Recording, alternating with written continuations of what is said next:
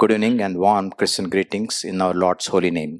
मैं सबों से गुड इवनिंग कहता हूं और हमारे खुदावंद यीशु के पाक नाम में आप सबों के सामने क्रिश्चियन ग्रीटिंग या सलाम पेश करता हूं। Before we meditate God's word for worship, इबादत के पहले खुदावंद का कलाम का मुताला करने से भी पहले let's look to the Lord in prayer. दुआ करेंगे। Our loving, living Heavenly Father, you're a compassionate God. You're a God who forgives. We are God worthy to be worshipped, dear for Lord.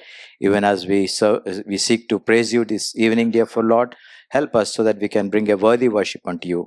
O Lord, we beseech you, O Lord, to be seated over all the worship that is offered, O Lord, in your name. Help us also so that we can get encouragement from their word. Even as we dwell upon the scriptures, O Lord, make it very clear unto us how we should worship you in spirit and in truth. O Lord, hide me behind the cross. And even our brother translates also, be with him and enable him to speak out the words. O Lord, we commit ourselves in our Lord's mighty and holy name. Amen. Amen. The last time when I came over here on the 16th of February this year, पिछली बार मैंने फरवरी 16 को यहाँ आया था। I had the privilege of preaching the worship message. उस वक्त खुदावंद के इबादत का पैगाम जो है उसका मैंने प्रीचिंग किया था। And the topic was Abraham building altars. और उस वक्त मैंने एक टॉपिक लिया था और टॉपिक था अब्राहम मज़बे बनाते गए। The first altar that Abraham built is found in Genesis 12 and verse 7. अगर हम देखेंगे तो पैदाइश की किताब बाब नंबर 12 और आयत नंबर 7 में वो पहला मज़बा हम देखते हैं जो अब्राहम ने बनाया था। I call it the altar of friendship. मैंने कहा था कि ये मज़बा जो है ये दोस्ती का मज़बा है। Whenever we hear the words altar, जब भी हम कुर्बानगाह या मज़बे की बात सुनते हैं, remember the term says we are establishing a relationship with God. तो हमें इस लफ्ज से हमें ये पता होता है कि मज़बे का मतलब होता है खुदा के साथ रिफाकत में जुड़ना। And frequently we hear the other term tent also. और कभी कभार हम खैमे के बारे में भी कलाम में पढ़ते रहते हैं। The tent speaks of our relationship with this world. लेकिन खैमा जो है इस दुनिया में दुनिया के साथ हम कैसे अपने आप जुड़ते हैं उस बात को याद दिलाता है। With this too as the foundation, let's see what was the meaning when Abraham built altars. तो इन दोनों बातों को जोड़कर इनको बुनियाद बनाकर अब्राहम ने जब मज़बे बनाते गया तो इसका मतलब क्या होता है? The first altar Abraham built was an altar of friendship. पहला या अव्वल मज़बा जो अब्राहम ने बनाया था वो था दोस्ती का मज़बा। Just like Abraham, we also have been called. और जैसे ही अब्राहम को खुदा ने बुलाया था हमें भी खुदा ने बुलाया था। We have been adopted as children. हमें खुदा ने अपने लेपालक बच्चे बना लिए। The day we were born again, we accepted him as our savior. जब हम खुदावंद यीशु को अपने नजात दहिंदा माने हमें भी खुदा ने अपने लेपालक बच्चे बना लिए। And on the same day God called us beloved. और उसी दिन खुदा ने हमें प्यारे करके अपने प्यारे बना लिए। And when we have been redeemed, we have been given an inheritance. और इस तरीके से जब हमें खुदा ने छुड़ाया तो हमें एक मिल्कियत भी बख्शी है। On that very day we have been sealed with the Holy Spirit. उसी दिन रूहुल कुद्स के जरिए से हम नजात याफ्ता बन गए। And God has seated us with in heavenly places with Christ Jesus. और खुदा ने क्या किया? हमें खुदावंद यीशु के साथ आसमानी मकामों में हमें बिठा दिया। So we have become friends of Christ. तो इस तरीके से हम खुदावंद यीशु के दोस्त बन गए। That's why in John chapter 15 our Lord says, इसीलिए यूहन्ना की खुशखबरी बाब नंबर 15 में हमारे खुदावंद यीशु कहते हैं, No more I call you as slaves. मैं अब से तुम लोगों को नौकर नहीं कहता हूँ, I will call you as friends. मैं तुम्हें दोस्त कहता हूँ। Because whatever the Father has revealed to me, I am revealing it to you. क्योंकि आसमानी बाप ने जो कुछ मुझे बताया है वो सारी बातें मैंने तुमको भी बता दी। So we have established friendship with God. तो इस तरीके से हमने खुदा के साथ अपनी दोस्ती कायम कर ली है। Today for a few minutes we'll be meditating on the second altar that Abraham built. तो आज हम उस दूसरे मज़बे के बारे में जरा वक्त बिताकर मुताला करेंगे जिसे अब्राहम ने तामीर की थी। So we read verse 8 of chapter 12 of the book of Genesis. तो आइए हम पढ़ेंगे पैदाइश की किताब बाब नंबर 12 और आयत number 8। Then he proceeded from there to the mountain on the east and of Bethel and pitched his tent with Bethel on the west, Ai on the east, and there he built an altar to the Lord and he called upon the name of the Lord. 12 की 8। और वहां से कूच करके उस पहाड़ की तरफ गया जो बैतेल के मशरिक में है और अपना डेरा ऐसा लगाया कि बैतेल मगरिब में और आई मशरिक में पड़े और वहां उसने यहोवा के लिए एक कुर्बानगाह बनाई और यहोवा से दुआ की।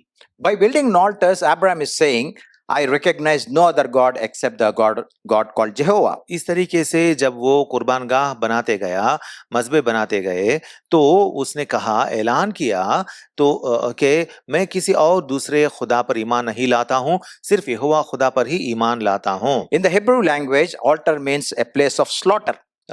इब्रानी जुबान में मज़बा लफ्ज जो होता है, उसका मतलब होता है जहाँ ज़बा होता है, It's a place of sacrifice. जहाँ पे कुर्बानी की जाती है, दी जाती है। And today we also in the same way that Abraham built. तो हम भी आज भी उसी तरीके से आगे बढ़ते हैं जैसे अब्राहम ने बनाया We था। also have built an altar, हमने भी एक मज़बा बनाया है, and where we offer the sacrifices of our lip according to Hebrews 13 and verse 15. और इब्रानियों की किताब बाब नंबर 13 और आयत नंबर 15 के मुताबिक जैसा वहां लिखा हुआ है, हम भी हमारे लबों की कुर्बानी उस कुर्बान गाह पर चढ़ाते हैं। And according to Romans chapter 12, we offer our bodies as a living sacrifice. और रोमी की किताब बाब नंबर 12 के मुताबिक हमारे जिस्म को भी हम जिंदा कुर्बानी बनाकर चढ़ा देते हैं। So dear friends, this is what we call worship, तो अजीजों, इसी को हम कहते हैं इबादत, sacrifice. कुर्बानी। Now, if we go read this verse, chapter 12 and verse 8, अगर हम पैदाइश की किताब 12 की 8 अगर पढ़ेंगे, Abraham did not stop at the first altar. Abraham जो है वो पहले कुर्बान गाह बनाकर रुक नहीं गया। See his progress. उसकी तरक्की देखिए, He went from the plains to a mountain, वो प्लेन में से एक पहाड़ पर गया and there he is moving to higher grounds. और वहां से और ऊंची मकामों तक वो पहुंचा। Children of God always have a desire to ascend higher and higher. खुदा के लोग हमेशा ऊंची जगहों में, ऊंचे मकामों पर पहुंचने के आरजू रखते हैं। Even God also wants us to ascend into higher places. खुदा भी ये चाहता है कि हम तरक्की पाते हुए ऊंचे मकामों तक पहुंचकर मंजिल ब मंजिल आगे बढ़ें। Even he wants us to, his desire is that we must ascend spiritual heights. इसका मतलब ये है कि हमारी रूहानी जिंदगियों में हम सब रूहानी मकामों में आगे बढ़कर ऊपर चढ़ते जाएं। If you go to the book of Judges, अगर हम काजी के कुज़ात की किताब को देखें, we find a man called Caleb. वहां पे कालेब करके एक इंसान को हम देखते At हैं the very age of 85, he says, "Give me these mountains as inheritance." और 85 साल के उम्र में वो कहता है, मुझे ये पहाड़ का इलाका जो है इसे मुझे मीरास में दे दे। I know there are Anakims, the giants. वहां पे अनाकिम लोग, मतलब जो देवकामत लोग होते हैं, वो लोग वहां हैं, मुझे पता है। I'll remove them and claim that place as an inheritance. और मैं क्या करता हूँ, उन्हें मैं नेस्तो नाबूद करके उस मकाम को मेरे लिए मिल्कियत बना लूंगा। So he wanted to go to higher places. तो वो चाहता था कि वो ऊपर चढ़कर आगे बढ़े। The psalmist also says, और मज़ामी नवीस भी कहता है, Lord, lead me to the rock that is higher than I. ऐ यहोवा, मुझे उस चट्टान तक पहुंचा दे जो मुझसे ऊपर है। Even John in Revelation chapter 4 and verse 1, और मुकाशिफा की किताब बाब नंबर 4 और आयत नंबर 1 में लिखा हुआ है, John heard a voice like that of a trumpet. वहां पे यूहन्ना आरिफ जो है वो एक आवाज सुनता है जो एक आसमान से आई हुई नरसिंगे की आवाज जैसी है। And the voice said, Come up here, और वो आवाज कहती है, यहाँ ऊपर आ जा, so that you can see from this vantage point, you can see what the perspectives of life is. तो ताकि तू यहाँ आकर इस नजरिए के यहाँ से उस मंजर को देख सके कि जिंदगी क्या होता है या जिंदगी के बातें क्या होती हैं। Higher place is always gives a bird eye view of all the things that are below. जब हम ऊंचे मकामों तक पहुंचते हैं, तो वहां पहुंचकर अगर हम नीचे झांकेंगे तो हमें सब चीजें एक जगह दिखने के लिए मिल जाती हैं। Now as we see in this verse, अगर हम इस आयत में देखेंगे, a new dimension is added when Abraham builds his second altar. यहाँ पे अब्राहम जब उसने अपना दूसरा मज़बा बनाया तो एक दूसरा पहलू उसकी जिंदगी में शुरू होती है। While he builds an altar, simultaneously he pitches a tent. जब भी वो मज़बा बनाता है तो वहीं पे वो एक खैमा भी वो खड़ा करता है। Tent, as I said earlier, speaks of our relationship with this world. अगर हम देखेंगे तो खैमा जो है इस दुनिया के साथ जो हम रिफाकत रखेंगे उसका उसको दिखाता है। Where did he pitch his tent? उसने अपना खैमा कहाँ लगाया?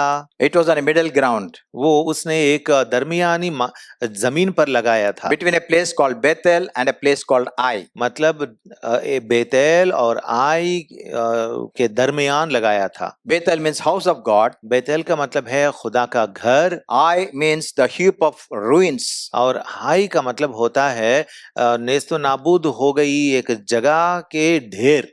He pitches his tent between these two places.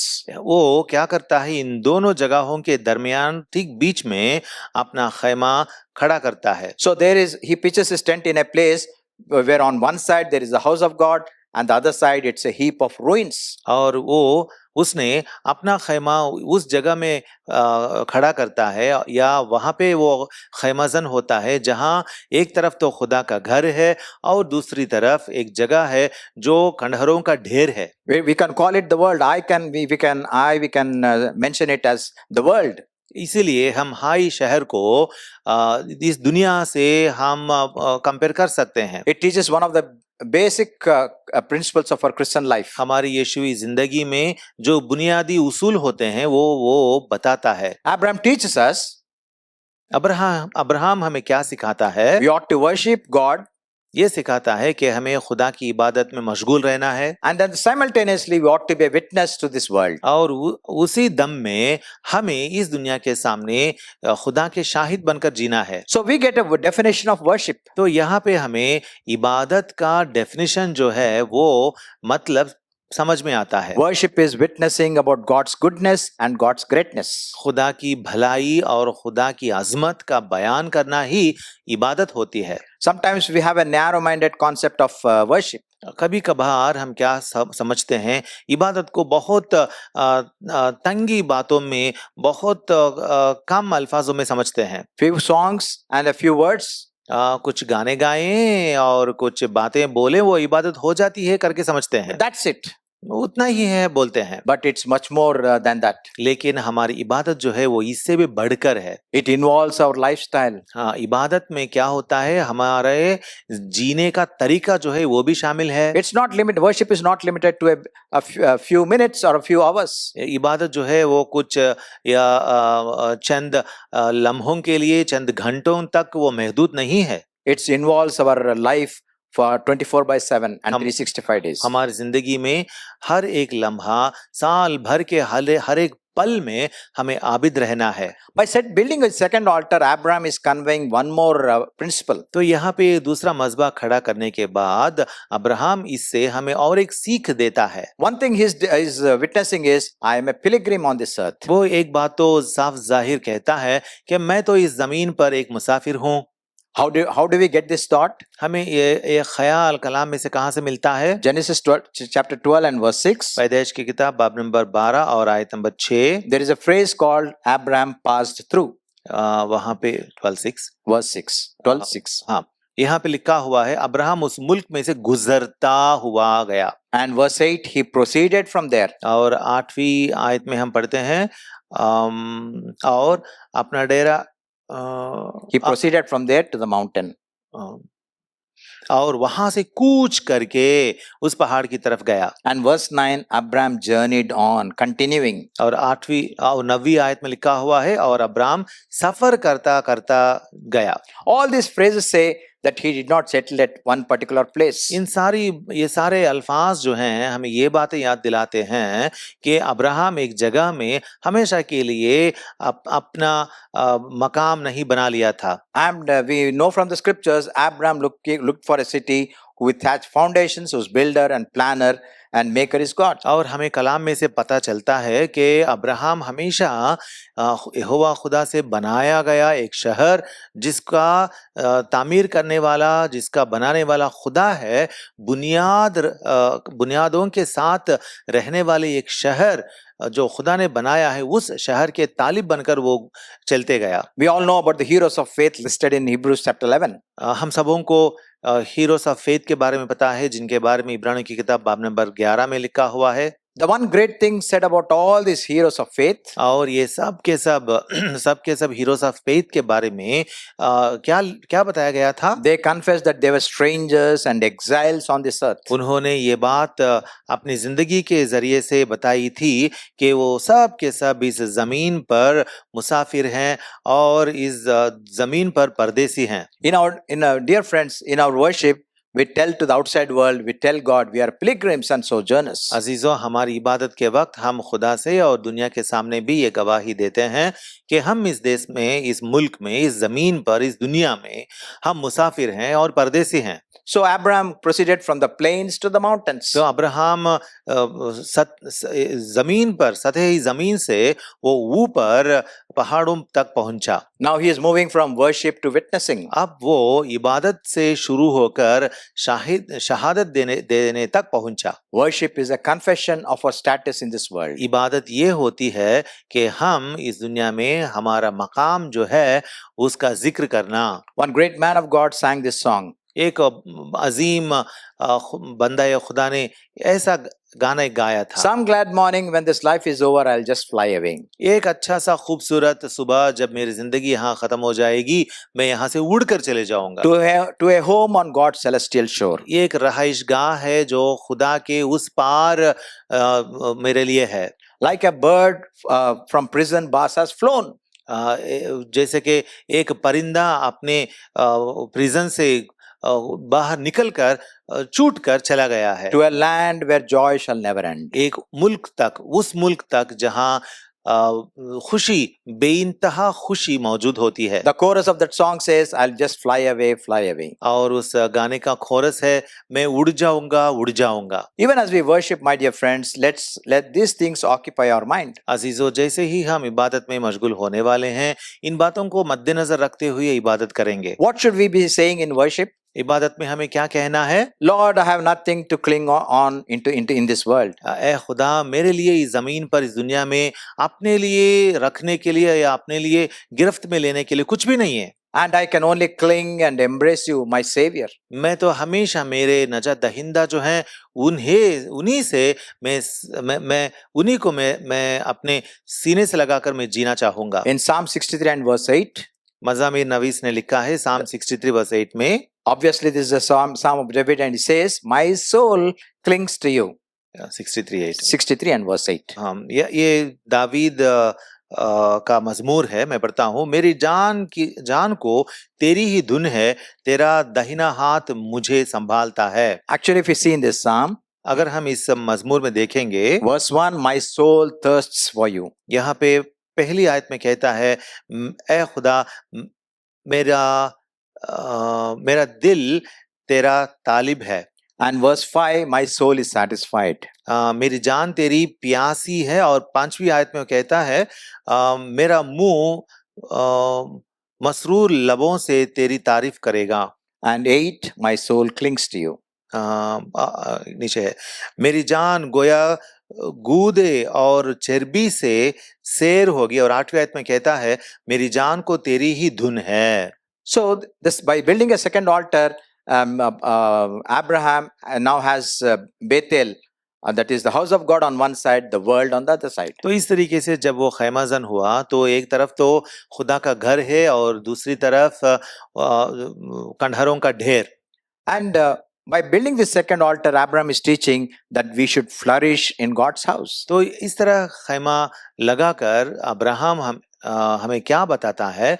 ये बताता है कि हमें खुदा के घर में बढ़ते रहना है। Once we make friendship with God, एक बार जब आप खुदा से दोस्ती कर लेंगे, we get the nourishment in the house of God. खुदा के घर में हमें तग़ज़िया मिलती है। In His courts we find nourishment for our souls. उसके घर में हमारी जानों के लिए ग़िज़ा मिलता है। We get the strength in our spirits. हमारी रूहों में हमें ताकत मिलती है। And we get a purpose for our life. और हमारी जिंदगियों के लिए एक मकसद मिलता है। One more observation in this chapter 12 of the book of Genesis. और पैदाइश की किताब बाब नंबर 12 में और एक बात हमें देखने के लिए मिलती है।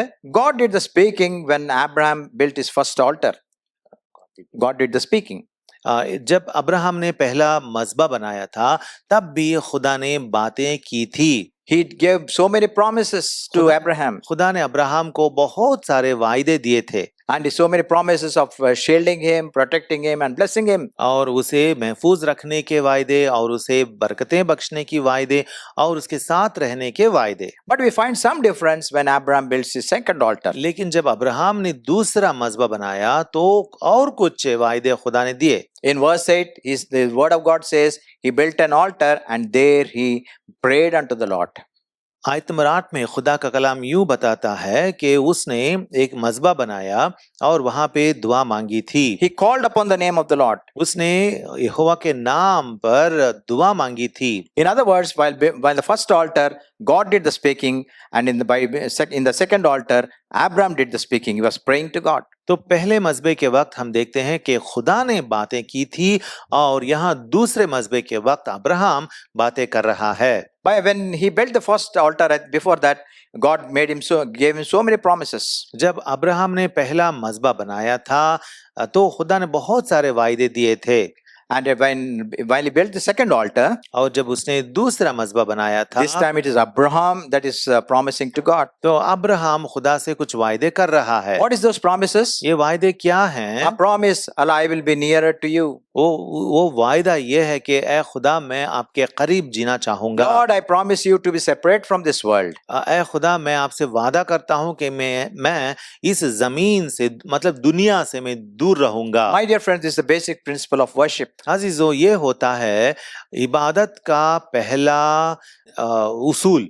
We cannot bring a worthwhile worship while in friendship with this world. इस दुनिया के साथ अगर हम दोस्ती में कायम रहेंगे तो खुदा के सामने लायक तरीके से हम इबादत नहीं ला पाएंगे। James 4:4 verse 4 says, याकूब की किताब बाब नंबर 4 और आयत नंबर 4 में लिखा हुआ है, Know ye not that the friendship of the world is enmity with God? क्या तुम नहीं जानते कि दुनिया से मोहब्बत खुदा से दुश्मनी है। The first altar Abraham built was a personal one. पहला मज़बा जो अब्राहम ने बनाया था वो तो निजी वजह के लिए उसने बनाया था। And probably the second altar he built was building an altar in the house of God. और दूसरा मज़बा जो उसने बनाया था वो था खुदा के घर के लिए। Today we worship individually. आज तो हम इनफरादी तौर पर इबादत करते हैं, but we also worship as a corporate people. लेकिन हम सब मिलकर भी इज्तिमाई तौर पर भी हम इबादत करते हैं। So we see Abraham was advancing in the knowledge of God. तो इस तरीके से हमें पता चलता है कि अब्राहम खुदा के इल्म में वो बढ़ते बढ़ते जा रहा है। We also are exhorted to excel in the knowledge of God. तो हमें भी खुदा मद्दू करता है कि हम भी खुदा के इल्म में आगे बढ़े, तरक्की पाएं। We should keep our worship fresh and fragrance. हमें भी अपनी इबादत जो है वो बहुत ताज़ा रखना जरूरी है। That's why the psalmist says, I will sing a new song unto my Lord. इसीलिए मज़ाबी नवीस कहता है, मेरे खुदा के लिए मैं एक नया गाना पेश करूंगा। Imagine in our houses we bring fresh flowers, keep it in a vase and keep it on the table. याद कीजिए अगर हमारे घर में अगर हम कुछ नए फूल लाएंगे और एक वाज में रखेंगे और टेबल पर रखेंगे। We do the same thing in worship. इबादत में भी हमें ऐसा ही कुछ करना है। Worship is the offering of the fragrance of our life. इबादत का मतलब क्या होता है? इबादत का मतलब यह है कि खुदा ने जो कुछ हमारे वास्ते किया है उसकी खुशबू बयान करना। God expects us to live a life of integrity. खुदा ये चाहता है कि हम खुदा के सामने बहुत पाक जिंदगी बिताएं, blameless and holy, बेआइब बनकर पाक जिंदगी बिताएं, holding on to the moral values, खुदा के जो रूहानी उसूल जो होते हैं उनको पकड़कर जीना है, and eschewing evil, और बदी को दूर रखना है। These are the things that made Job a perfect man. ये बातें हैं जो ईयोब को एक कामिल इंसान बनाई थी खुदा के सामने। So even as we worship, let's remember this second altar which Abraham built. तो जैसे ही अब हम इबादत में जाने वाले हैं, इस वक्त हम याद करेंगे उस दूसरे मज़बे को जो अब्राहम ने बनाया था। Separate from the world but nearer to God. दुनिया से दूर हो जाना और खुदा के करीब रहना। So worship, as I said, is witnessing about God's goodness तो and God's जैसे greatness. तो जैसे मैंने कहा, इबादत ये होती है कि खुदा की बड़ाई हम देखें और खुदा की अजमत को भी हम देखें। Worshipping is confessing that we are pilgrims and sojourners. इबादत ये होती है कि हम इकरार करें कि हम इस दुनिया में मुसाफिर हैं और परदेसी हैं। David said these words, Nehemiah said these words. David ने भी ये बातें कही थी और नेहमिया भी ये बातें कही थी। The moment we confess we are pilgrims and strangers, जिस वक्त जिस पल हम ये इकरार कर लेंगे कि हम इस दुनिया में मुसाफिर हैं या परदेसी हैं, we are offering a worthy worship. हम लायक तरीके से इबादत खुदा के सामने पेश भी करते हैं। And thirdly, worshipping is separation from the world and clinging to our Savior. और तीसरी बात यह है, इबादत का मतलब ये होता है कि इस दुनिया से हम दूर होकर हमारे नजात दहिंदा को उसको सीने लगा लेना। So, by building the first altar, Abraham established friendship with God. तो पहला मज़बा तामीर करके अब्राहम ने खुदा से अपनी दोस्ती कायम कर ली। And God made a covenant with his friend. और अपने दोस्त के साथ खुदा ने एक अहद बांधा था। And he promised to bless this whole world through his family and his descendants. और तब खुदा ने उससे कहा था कि उसके जरिए से तमाम दुनिया को, हालांकि उसके दोस्तों उसके घर को ही नहीं बल्कि तमाम दुनिया को मुबारक ठहराएगा। And by setting up his second altar, और दूसरा मज़बा खड़ा करने से he is saying, I have sacrificed my life. वो ये कहता है कि मैं अपनी जिंदगी खुदा के वास्ते मैं कुर्बान करता हूँ। I choose to be separate from this world. मैं ये इख्तियार करता हूँ अपनी जिंदगी में कि मैं हमेशा इस दुनिया से दूर रहूं। Separate from this world but nearer to your house. दुनिया से मैं दूर हो जाऊंगा लेकिन आपके घर के करीब रहूंगा। If only we can take a stand that we are separatists. अगर हम ये कदम आगे, अगर हम आगे एक कदम लें कि हम दुनिया से दूर रहने वाले सेपरेटिस्ट जैसा हम बनेंगे, God will delight in us. अगर उस तरह का कदम अगर हम लेंगे तो खुदा हमें बहुत पसंद करेगा। And the worship is that we offer is a fragrant worship filled with aroma to God. तभी हमारी इबादत जो हम खुदा के पास लाते हैं वो बहुत मुअत्तर खुशबूदार इबादत रहेगी। So the better worship we can offer is when we pass on to maturity. तो अच्छी या बड़ी इबादत हम उसी वक्त खुदा के सामने हम पेश कर सकेंगे जब हम खुदा में तरक्की पाकर आगे बढ़ेंगे। If we don't pass on to maturity, अगर हम रूहानी तरीके से अगर हम बालिग नहीं होंगे, stay at the place where we are in our spiritual life, हमारी रूहानी जिंदगी में जिस मकाम में हम रहते हैं अगर उसी मकाम में गिर कर रहेंगे, our life is stagnant and it stinks. अगर वहीं पड़े रहेंगे तो हमारी जिंदगी वो बदबूदार जिंदगी हो जाती है। And with that stinking life we cannot offer any worthy worship. अगर हम ऐसा बन जाएंगे तो हमारी बदबूदार जिंदगी के साथ हम किसी तरह की इबादत नहीं कर पाएंगे। So he moved from the plains to the mountains. इसीलिए उसने एक सतही जमीन से, एक प्लेन से वो पहाड़ों के ऊपर तक कूच करके चला गया। There is a reference to the mountain goats in the scriptures. Mountain goats के बारे में, पहाड़ी मेंढे के बारे में कलाम में लिखा हुआ है। It is said they all love to be on the highest mountains, found on the highest mountains. पहाड़ी मेंढ जो होते हैं वो सब के सब पहाड़ के ऊपर, पहाड़ के सिरे पे रहने के लिए पसंद करते हैं। And God mentioned those little animals. और खुदा ने अपने कलाम में उन छोटे छोटे जानवरों के बारे में भी जिक्र किया to be examples unto us. ताकि हमारे लिए वो एक तमसील, मिसाल बनकर रह जाएं। Just for a moment, think on these things. What is the worship that we are offering to तो God? एक पल हम जरा सोचेंगे कि मैं खुदा के सामने किस तरह की इबादत लाता हूँ। Is the walk and the talk the same? क्या मेरा चलन और मेरी बोली हमेशा लातब्दील ही रह जाते हैं? The talk is different, the walk is different. मतलब जो मैं बोलता हूँ और कैसा जीना है जो मैं बोलता हूँ वो तो अलग है, लेकिन जब मैं जीता हूँ वो अलग हो जाता है। And maybe with that sort of life, our worship may not be accepted. अगर उस तरह की जिंदगी हमारे अंदर है तो उस तरह की रियाकारी जिंदगी से खुदा खुश नहीं होता। So may God help us to bring a worthy worship unto Him this evening. तो आज शाम को खुदा के सामने बेरिया की एक अच्छी सी खुशबूदार इबादत लाने का रहम खुदा हम सब पर अता फरमाए।